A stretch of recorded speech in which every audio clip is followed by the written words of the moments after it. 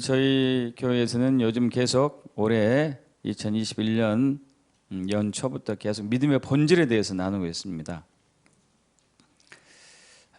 우리가 변질된 믿음이 많기 때문에요. 믿음의 본질에 대해서 나누고 있고요. 오늘 부활에 대해서 나누기를 원합니다. 우리는 이제 사도행전 16장 31절에 사도 바울이 감옥에 갇혔을 때 그 성령의 강력한 역사로 그 감옥에 얽매이면서 풀려났죠. 그때 이제 그 간수장이가 간수하는 사람이 감옥을 이제 잘 감시하는 사람이 사도 바울이 감옥에 없는 것을 보고 자갈을 하려고 할 때에 사도 바울이 여기 있다고 자살하지 말라고 하자. 그때 이제 무릎 꿇고 그 사람이 이제 회심하려고 하죠. 회심하게 되죠. 그때 사도 바울이 얘기합니다. 주 예수를 믿으라. 그러면 너와 내 집이 구원을 받으리라. 여러분, 믿음은 어떻게 생길까요? 여러분, 믿음이 뭘까요? 늘 우리가 고민해야 될 부분이고 주님 오신 그날까지 깨어 있어야 할 부분입니다. 믿음이 뭔가요? 믿음이.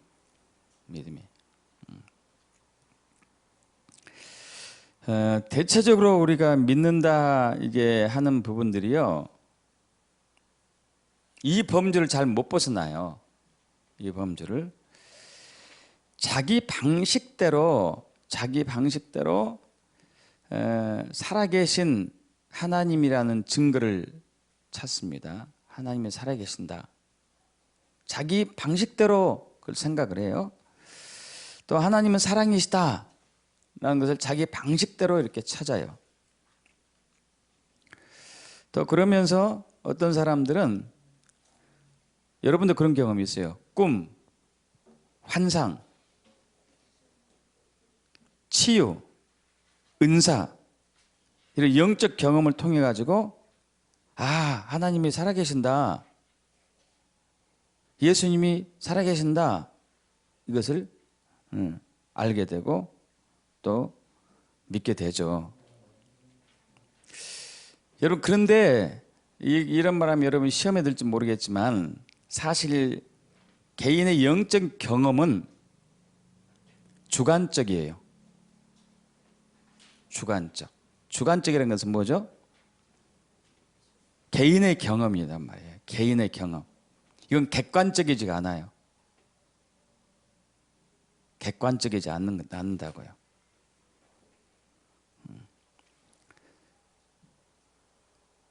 모든 사람이 인정할 만한 것이 안 돼요. 여러분, 그러지 않아요?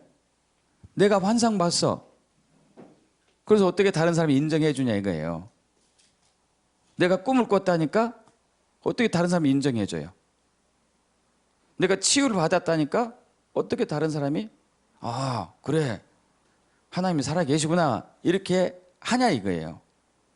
그게 안 된다는 거예요. 안 된다.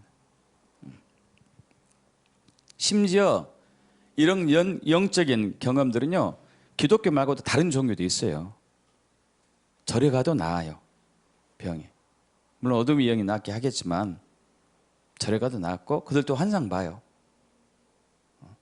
심지어 남녀 호랭개도 그렇게 한다니까요. 그렇게 하니까 이단에 빠지는 거예요. 이단에. 개인적인 경험을 우리가 중요시한 것은 좋은데 그것만 가지고 우리의 믿음을 붙잡는다면은 이것은 다른 종교도 얼마든지 있을 수 있다는 얘기예요. 이것은 주관적이고 개인적인 것에 불과한 거죠. 이런 믿음을 갖고 있는 사람들은 다는 그러지는 않겠지만은 환난이나 역경이 오면은 흔들려요. 여러분, 그런 경험 없으세요? 내가 믿음이 있나? 예수가 살아계시나? 어려움이 올 때 분명히 영적 경험을 했음에도 불구하고 그런 의심을 이제 갖게 되는 것이죠. 의심. 자, 그렇다면 우리는 무엇으로 하나님이 살아계신 거, 그 하나님이 나를 생명을 다해 사랑하시고 나의 죗값을 다 치렀다는 것을 증거할 수 있느냐, 증명할 수 있냐. 무엇으로? 그럼 증거재판주의라는 말이 있습니다. 여러분 이게 들어보셨을 거예요. 증거재판주의. 증거재판주의는 반드시 증거에 의해서만 사실을 인정해요. 특히 형사소송에서는 이것을 원칙으로 합니다. 형사소송에 형사하고 민사하고 다르잖아요. 민사는 개인과 개인이 이해관계 속에서 다투는 거예요. 거기서 범죄가 있을 수도 있고 없을 수도 있어요. 민사.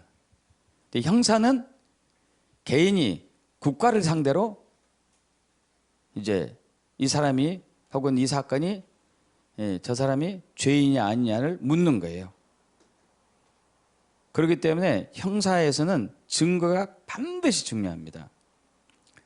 증거가 명확하게 따라주지 않으면요, 분명히 정황은 저 사람이 사람을 죽였다는 정황이 다 가고 심증이 다 되는데 무죄가 될 수 있어요.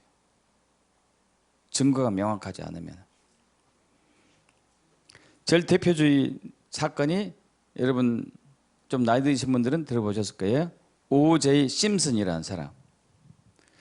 O.J. 심슨이 어떤 분이냐면 어떤 사람이냐면 1970년대 미식 축구의 우상이었어요.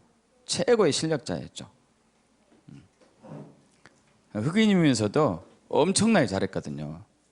그리고 공격수도 아니면서도 MVP를 몇 번이나 받았어요. 수비수, 중간수가 수비수나 중간수가 그렇게 받은 경우는 유례가 없었어요. 그래서 은퇴하고 나서도 어마어마하게 이제 스타로 활동했습니다. 이제 광고도 많이 찍고.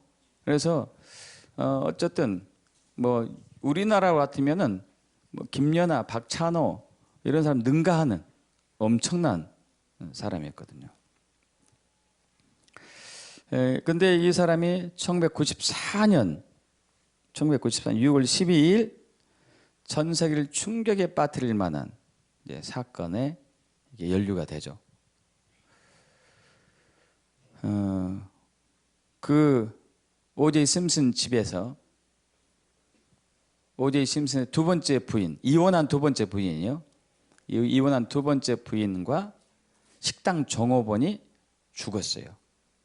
둘이가 살해돼가지고 무참하게 살해돼가지고 죽었습니다. 그리고 용의자로는 O.J. 심슨이 지목됐어요. O.J. 심슨이. 그래가지고 일주일 만에 그 사람 소재지를 파악해가지고 잡으러 가는데 도망갔어요. 그 도망가는 장면이 TV에 생중계되고 있다니까요. 막 차 타고 도망가는 거예요.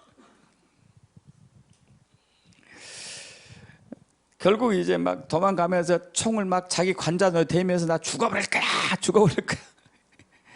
이렇게 하면서 도망쳤거든요. 어쨌든 붙잡혔죠. 그러나 재판을 받게 되는데 이 사람이 당시에 천문학적인 돈을 들여가지고 어쨌든 미국에서 제일 유명한 변호사들을 이제 고용합니다. 한 명도 아니고 많은 사람 고용해요. 일명 드림팀이라고 그래요. 드림팀. 이 당시 제시된 수많은 증거물과 증언들이 O.J. 심슨이 살인자라고 다 얘기했어요. 증언들도 그러고 증거도 그러고.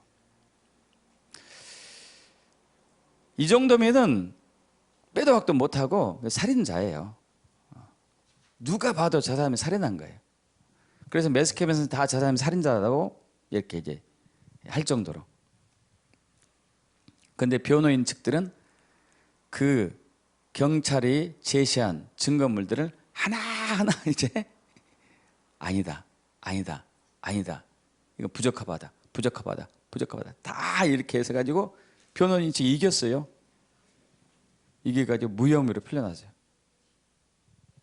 다만 이제 이건 형사 사건이고 민사에서는 이제 그 O.J. 심슨이 전처를 많이 폭행했다는 것으로 인해 가지고 이것은 죄가 인정돼서 민사법에서는 370억인가 그렇게 이제 판결이 났습니다.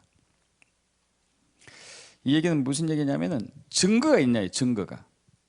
우리가 예수를 믿는다는 증거가 뭐냐, 이게 증거가.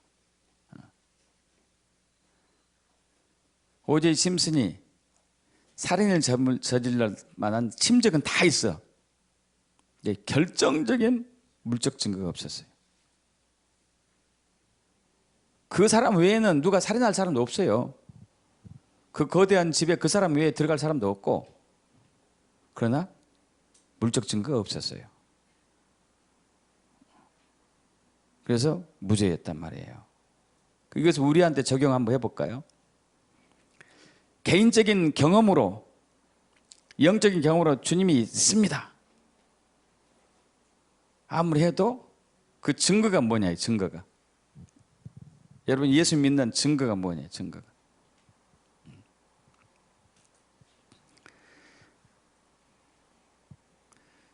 신의 존재를 어떻게 증명할 수 있는가? 신이 우주 만물을 창조하셨다는데 무엇으로 증명할 수 있는가? 예수님께서 인류의 죄를 대신 속죄하기 위해서 죽으셨다는데 그 죄가 무엇인가? 성경은 어떻게 만들어졌으며 성경이 하나님의 말씀이라는 것을 어떻게 증명할 수 있는가? 인간이 죽은 후에 천국이나 지옥으로 간다는 것을 어떻게 증명할 수 있는가? 이것은 제가 이렇게 한 게 아니고 모 기업의 그 초대 대표가 한 얘기예요. 그 사람한테 예수를 믿으라고 누가 이제 전했습니다. 그때 이분이 똑똑한 분이에요. 이분이 굉장히 이 얘기를 했어요. 이것을 증거할 수 있게 가져와 봐라. 결국 그 사람은 예수 믿지 않고 돌아가셨어요. 여러분, 예수님이 구세주이고 우리 죄를 대속해서 십자가에 달려 돌아가시고 그리고 우리를 구원하셨다는 증거가 뭘까요?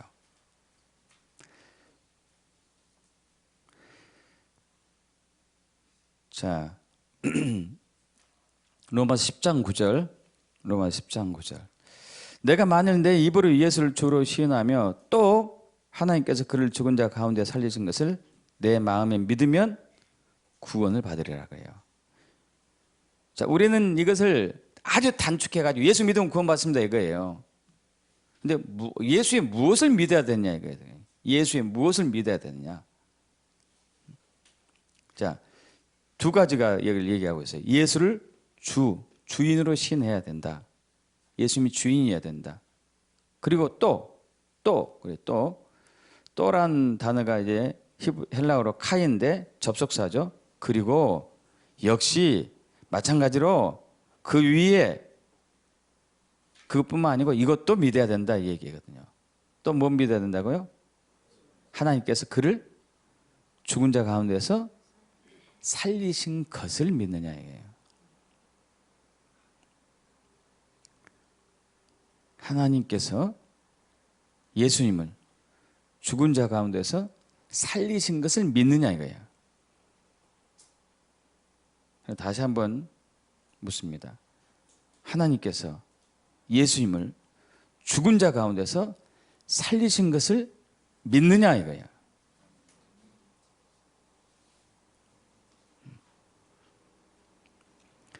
사도행전 17장 31절 우리가 처음에 봤던 말씀인데 합독합니다. 이는 정하신 사람을 하여금 천하를 공의로 심판할 날을 작정하시고 이에 그를 죽은 자 가운데서 다시 살리신 것으로 모든 사람에게 믿을 만한 증거를 주셨다. 뭘로 증거를 줬다고요? 부활하신 예수님. 이게 증거예요. 이게 증거라고요. 예수님이 부활하셨다. 이게 증거라고 이게 다른 종교와 기독교의 차이점이에요. 부처가 석가모니가 신입니까? 그는 신 아니에요. 자기도 신이 아니라고 얘기했죠. 근데 신으로 모시고 있죠. 마음의 신입니까? 아니죠. 이슬람이 만든 그러한 이제 엉터리 신이죠. 많은 사람들이 귀신 자신들을 섬기고 있는데 그들이 신들 중에 하나예요. 귀신들도. 그러나 창조주는 아니죠. 창조주는 아니에요. 그리고 그들은 죽었다가 살아난 적도 없고, 결정적인 것은 여기에 대한 증언들이 많아요. 굉장히 많죠. 구약에서 증언합니다. 구약 성경에서 성자 하나님, 예수님께서 이 땅에 사람을 오실 것이라고 이미 증언했어요. 증언. 하나님의 아들이 오실 것이다. 시편 2편 7절 이하, 89편 26절, 이사야 9장 6절. 그리고 그분은 처녀의 몸에서 날 것이다. 창세기 3장 15절, 이사야 7장 14절. 베들레헴에서 태어날 것이다. 미가서 5장 2절. 아브라함, 이삭, 야곱의 혈통에서 태어날 것이다. 창세기 12장 7절, 17장 19절, 21장 12절, 22장 18절, 26장 2절에서 5절, 민수기 24장 17절에 19절. 유다, 이새의 혈통에서 태어날 것이다. 창세기 49장 10절, 미가서 5장 2절, 이사야 11장 1절. 다윗의 혈통에서 태어날 것이다. 사무엘하 7장 12절, 사무엘하 7장 16절. 그 외에도 이것은 굉장히 많이 해요. 여러분, 성경 많은 곳에서 증거를 해놨어요. 증언. 또 그 성자 하나님께서 인류의 죄를 대신해서 죽으실 것이다.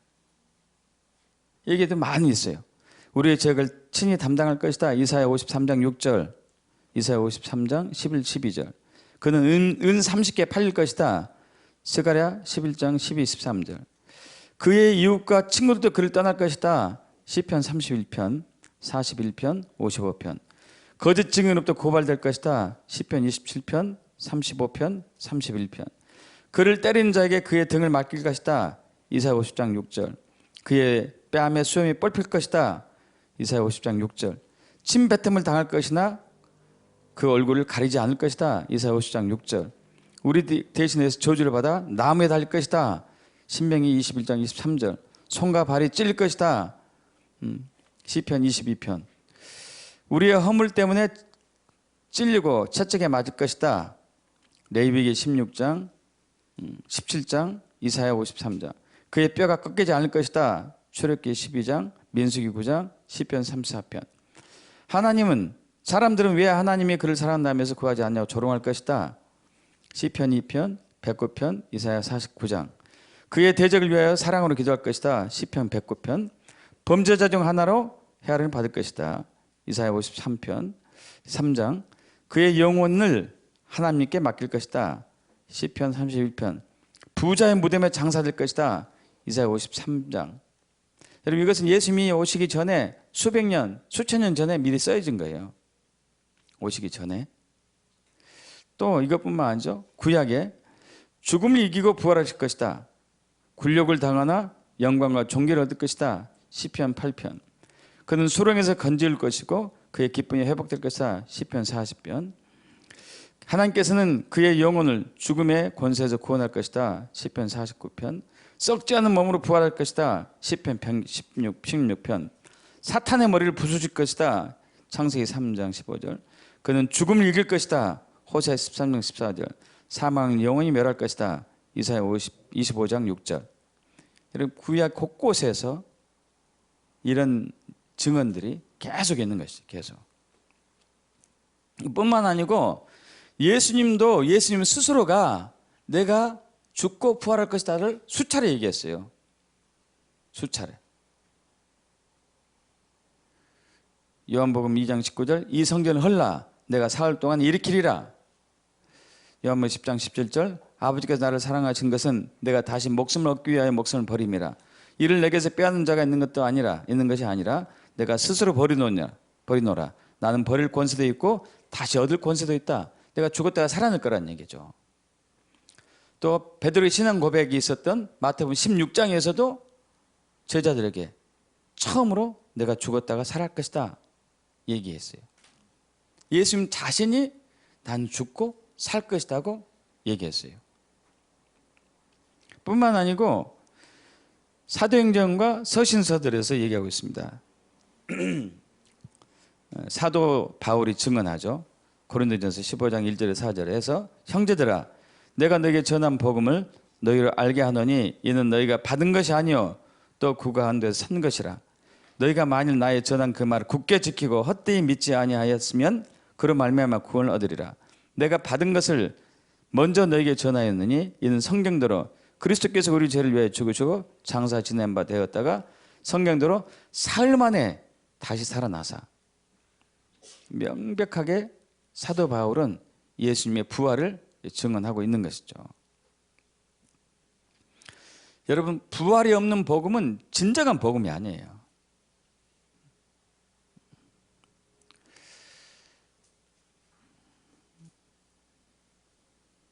우리가 의롭게 되는 것은 예수님이 부활이 있었기 때문에 의롭게 되는 것이에요.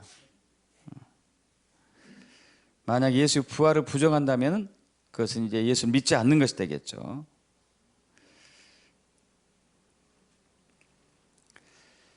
사두개인들은 당시 부활을 믿지 않았었죠. 예수님 당시에. 고린도전서에서 우리가 방금 15장을 봤잖아요. 고린도 15장을 봤는데 12절에서 이렇게 합니다. 너희들 중에 어떤 이들은 어찌하여서 죽은 자 가운데 부활이 없다고 그러느냐? 이렇게 얘기를 해요.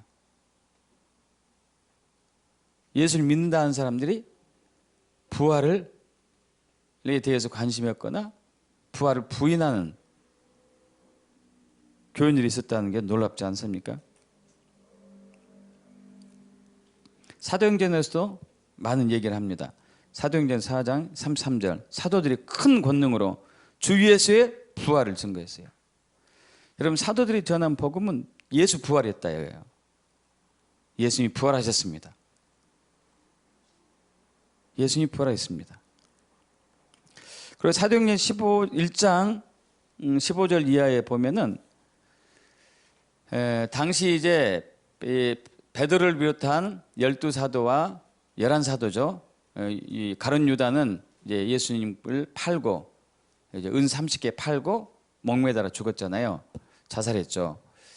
근데 11제자와 120성도가 기도하는 도중에 오순절기 오기 전에 기도하기 도중에 이제 베드로가 얘기합니다. 형제들아, 우리가 이제 성령이 다윗의 입을 통해서 예수 잡는 자들의 길잡이게 된 유다를 가리켜 말씀하신 것이 그대로 응했다. 그 사람이 불의 사고로 밭을 사고 난 후에 몸이 곤두박질에 배가 터져 창자가 다 흘러나왔다. 진짜 이제 가룟 유다 이렇게 됐죠. 그래서 이제 시편에 그의 거처를 황폐하게 하시며 거기 거하는 자가 없게 하소서 하였고 또 일렀을 때 그 직분을 타인이 취하게 하소서 하는 이제 말씀이 나와요. 그래서 이제 우리가 사도 한 사람을 추가해야 된다. 11사도만 있으니까 사도가 12이 돼야 되기 때문에 어떤 사람을 뽑을까 이거예요. 어떤 사람을 뽑을까? 누구를 사도를 뽑을까? 그래서 사도행 21장 21절 22절이 이렇게 얘기하죠. 이러함으로 요한의 세례부터 우리 가운데서 올려져 가신 날까지 주 예수께서 우리 가운데 출입하실 때에 예수님을 처음 세례받은 그때부터 지금까지 쭉 계속 십자가 못 박고 돌아가실 때까지 함께 있었던 자들 중에서 한 사람을 뽑자 그랬어요. 그리고 또 하나 있어요.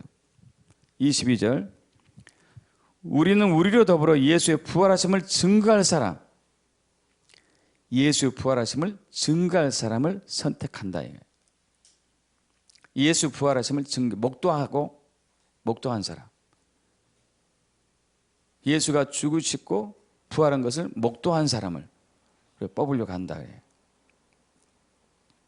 왜냐하면 부활이 굉장히 중요하기 때문에. 그래서 이제 그때 바사바하고 마띠아가 뽑혔잖아요. 둘 중에 누구를 선택할까 해서 제비 뽑아가지고 마띠아가 뽑혀가지고 12사도 중에 한 사람이 되는 것이죠. 중요한 것은 부활이었어요. 부활. 예수님이 부활하셨다. 오래전에 제가 들었던 건데요. 독일의 한 이제 형사인가 검사인가 잘 모르겠어요. 오래돼 가지고 그분이 예수 믿지 않는 분이었어요. 근데 하도 주변에서 예수를 믿으라고 권하니까, 그리고 예수님에 대해서 그분 하나님이시고 죽었다가 살아나셨고 막 이런 얘기를 하니까 약이 올라가지고 성경을 철저하게 이제 탐구하기 시작했어요. 어떻게 탐구했냐? 증거제일주의 원칙을 해가지고 이것이 과연 진짜냐 거짓이냐.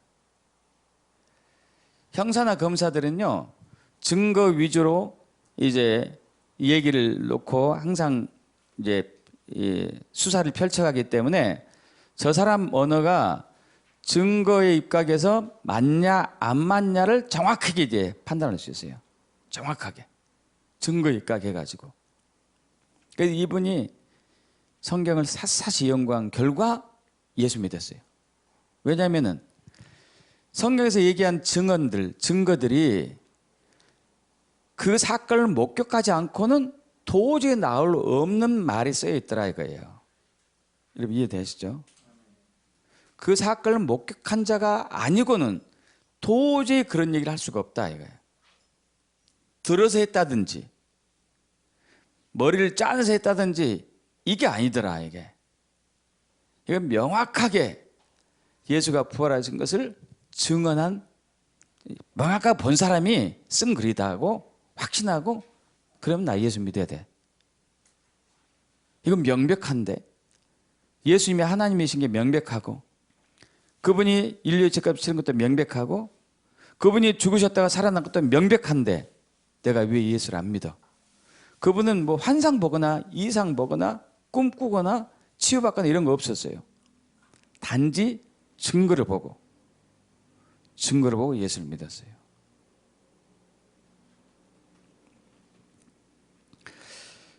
여기 이제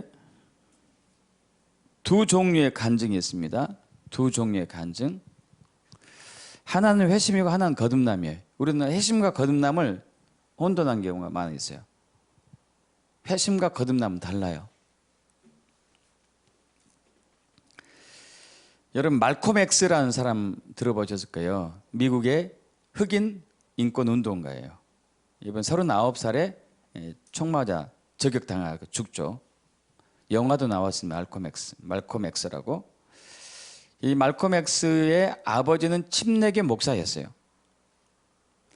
근데 이분이 그 공부도 곧잘 했고, 어렸을 때 학교 날 공부도 곧잘 했습니다. 꿈도 있었었고요. 그러다가 어느 날 아버지가 교통사고인가 죽어요. 초등학교 때인가 어떤가 제 기억 안 나는데, 그러다가 어머니도 아버지가 사건을 당해서 돌아가시자 정신 이상이 생겼어요. 그때부터 좀 방황하기 시작하죠. 그래도 이제 방황하지 않으려고 막 안간힘을 쓰는데, 학교 선생님 한번 면담 중에서 굉장히 좀 자존감에 상처 입은 말을 듣게 돼요. 자존감에. 그러다가 이 말콤 X가 학교를 그만두고 그때 나쁜 길로 빠져요. 나쁜 길로 빠져가지고 마약, 깽단 이런 나쁜 짓을 하기 시작합니다. 막 포주 노릇도 하고, 결국 이제 붙잡혀가지고 감옥 생활을 하게 되죠. 이런 감옥에 들어가가지고요, 회심해요, 회심. 감옥에 있는 동안에 자기가 죄인이라는 사실을 뼈저리게 느껴요. 그리고 하나님 앞에 무릎 꿇고 용서를 빌어요. 이렇게 자기의 심정을 고백합니다. 내가 어떤 인간이었는지 누구나 알 것이다. 내가 얼마나 나쁜 놈이었는지. 집을 털려고 자물쇠를 따기 위해서 내가 무릎 꿇은 적은, 집을 털려고 자물쇠 따기 위해서 무릎 꿇은 적이 한 번도 없었는데 하나님께 무릎 꿇었다는 것이죠. 수치심과 당혹감에 무릎 꿇지 않으려고 했었는데 내 죄를 무릎 꿇게 하고 내 죄성을 인정하게 하며 하나님께 용서를 비는 것만큼 힘든 일은 없었다. 그러나 하나님께 굴복하는 순간 나의 인생은 완전히 달라졌다.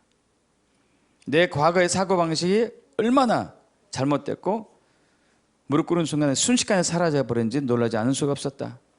마치 겨울에 지붕에 눈이 쌓였는데 날이 따뜻해지자 한순간에 미끄러지는 것 같이 내 자신이 전혀 딴 사람 같은 기분이 들어서 묘했다. 구원받은 느낌 안 들어요? 근데 문제는 이 양반이 예수를 영접한 게 아니고 이슬람으로 회심했어요. 이슬람으로. 그래서 이슬람 인권운동가가 됩니다. 이슬람 인권운동가.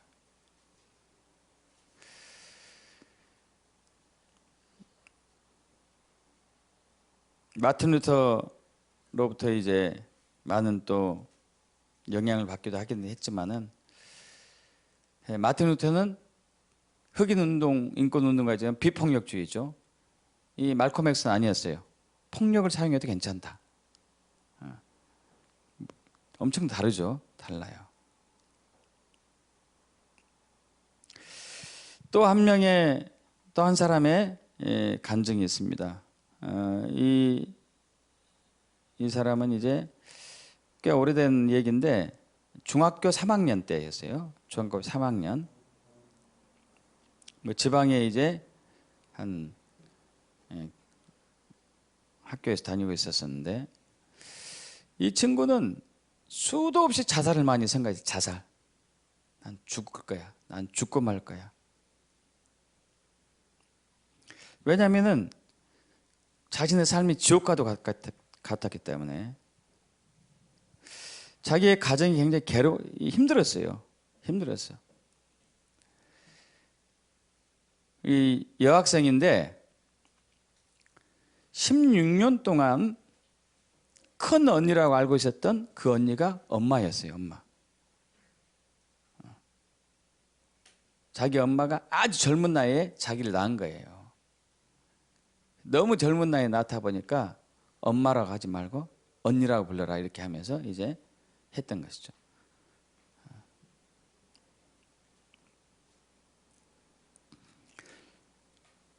그때부터는 내 아빠는 누구지? 난 왜 태어난 거지? 엄청난 충격이 빠진 거죠. 그럼 그때부터 인생이 방황길로 간 것이었죠. 그러다가 이제 학교 상담 선생님과 상담을 하게 되었고, 그때 마침 상담 선생님이 그리스도인이 가지고 교회에 한번 나오지 않을래? 해가지고 이제 교회에 나갔어요. 교회에 나가면서 이분이 점점 예수를 알게 되었는데, 자기가 학교 때 배웠던 4대 성인, 뭐 예수, 공자, 뭐 석가, 뭐 소크라테스, 이 4대 성인 중에 한 사람이 예수다, 이것이 아니고 그분은 하나님이고 살아계신 하나님이고 하나님의 아들이고 나의 죄값을 위해서 죽으셨고 그리고 부활하셨다, 이걸 믿게 되었어요. 이걸 믿게 됐어요. 이걸. 그리고 그 소년은 거듭났어요. 여러분, 말콤 X가 했던 회심과 달라요. 이 소년은 거듭났어요. 소년은. 그 사실을 알고 믿게 된 순간에 그의 인생에 완전히 변혁이 일어나죠. 엄청난 회복이 일어나게 되죠. 그러면서 그래, 그분이 나의 구세주가 되어야 된다, 나의 주인이 되어야 된다고 명백하게 인정하고 완전히 달라지죠. 성격도 순식간에 오르기 시작하고 삶에서 완전히 바뀐 것이죠.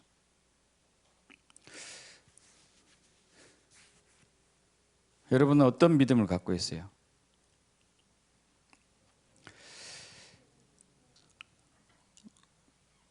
그 나사로 아시잖아요. 나사로에게 이제 두 여동생이 있었죠. 마르다하고 마리아. 그리고 이제 마르다가 언니고 마리아가 동생이죠.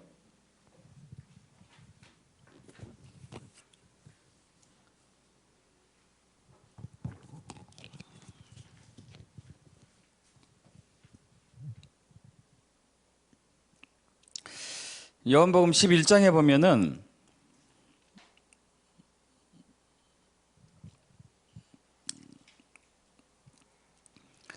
그 나사로, 베다니 마을에 사는 나사로가 이제 병들어 죽게 되었다는 소식이 멀리 있는 예수님과 제자들에게 들려옵니다.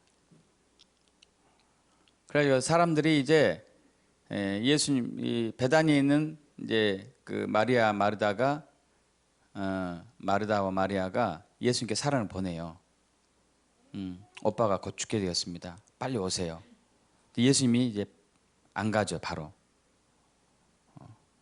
예수님은 아셨어요. 아, 나사로는 하나님의 영광을 위해서 병이 있고 그가 죽고 부활할 것을 안 거죠. 죽고 난 이후에 갔어요. 가서 보니까 벌써 이제 죽은 지 나흘이나 됐어요. 나흘. 사흘도 아니고 나흘.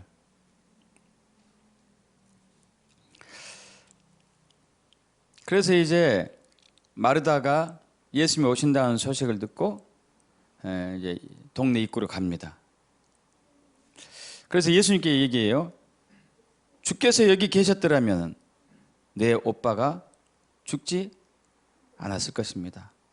그러나 나는 이제라도 주께서 무엇이든지 하나님께 구하시는 것을 하실 줄을 아나이다. 이런 믿음이 있어요, 없어요?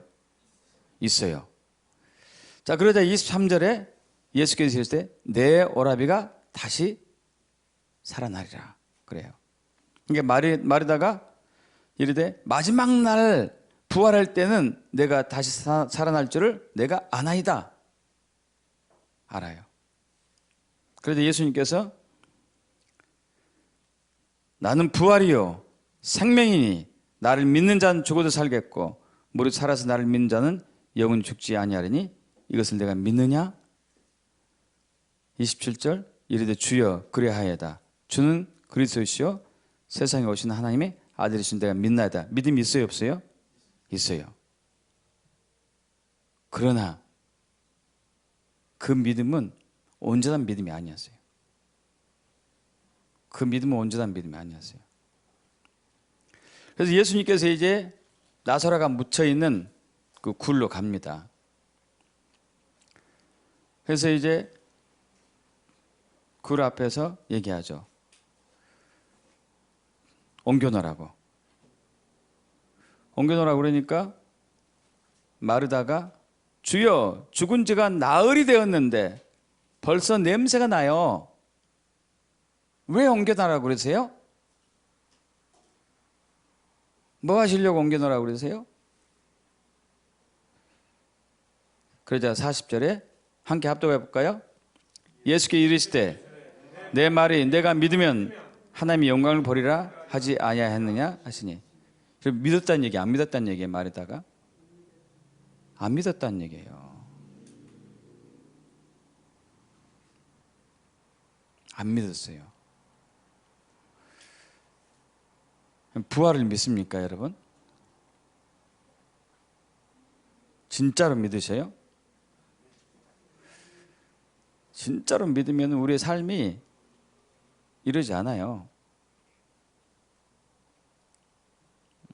우리 삶이 이러지 않습니다.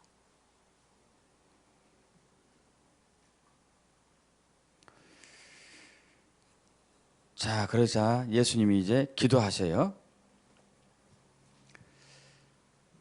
아버지여, 내 말을 들으신 것을 감사하나이다. 항상 내 말을 들으신 줄 내가 알았나이다. 그러나 이 말씀을 하는 것은 둘러선 무리를 위함이니 곧 아버지께서 나를 보내신 것을 그들 믿게 하려 함이니이다. 하고 나서 무덤 속에 있는 나사로에게 나오라 그래. 나오라.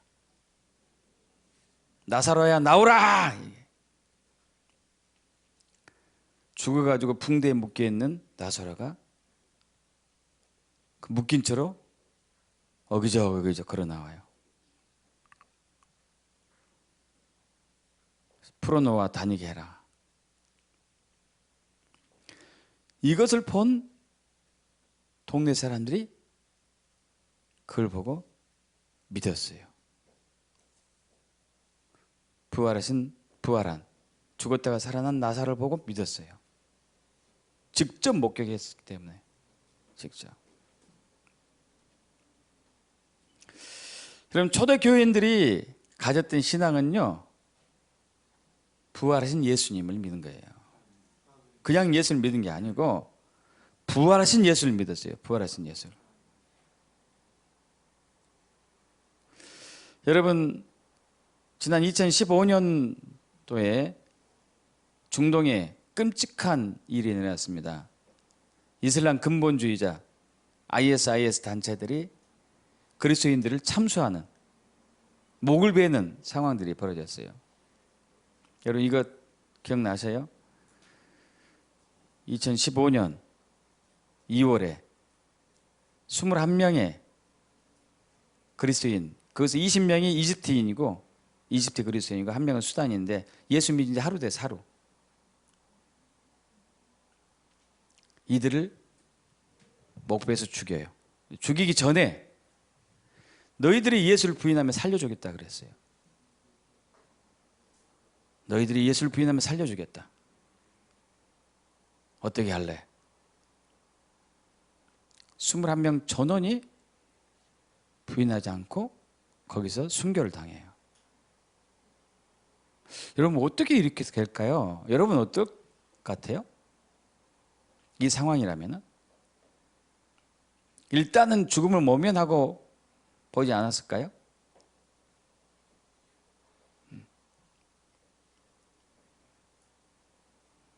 우리나라 일제시대, 식민지 시대 때 신사참배 사건으로 엄청난 일이 일어났죠.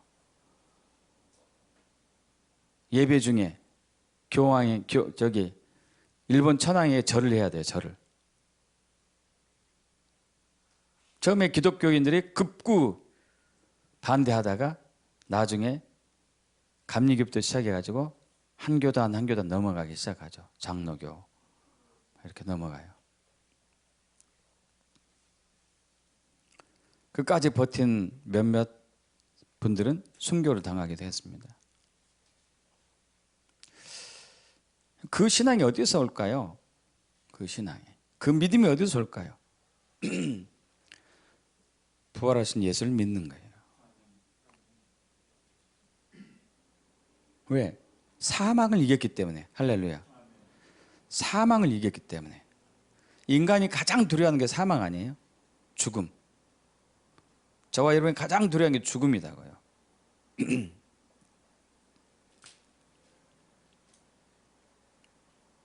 우리 주변에 이제 요즘 암이 너무 흔하니까 연세가 80 넘은 분들이 암 걸린 경우도 이제 가끔 있잖아요.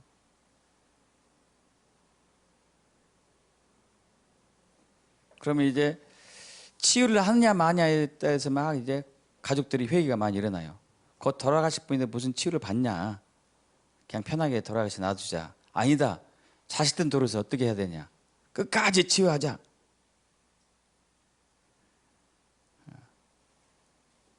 그 얘기를 들을 때마다 저는 가끔 이런 생각 해봅니다. 만약에 나라면 어떻게 할까?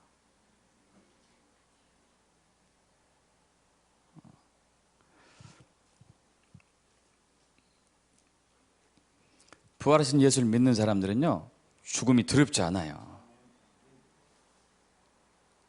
그리고 확고한 믿음을 가져요. 확고한 믿음. 절대 흔들리지 않습니다.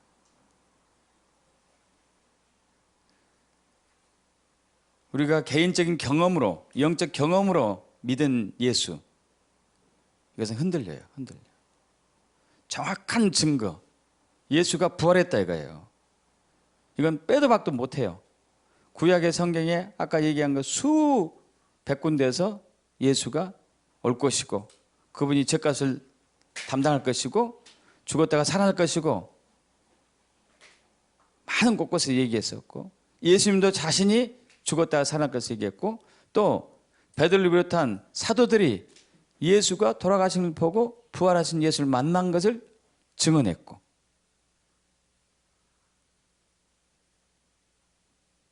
이건 명백한 거거든요. 명백한 거. 증거가 명백해요.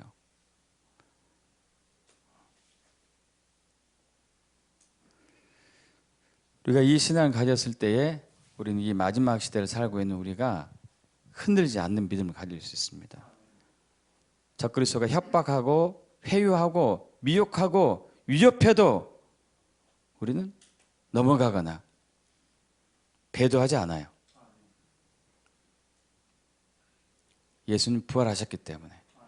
그리고 지금 하나님 보좌 우편에서 계시고 이제 곧 오시기 때문에 이 모든 것들이 부활하신 예수가 확증하고 증거하는 것이죠. 그 믿음으로 승리하고 축복합니다. 아멘. 다 일어서실까요?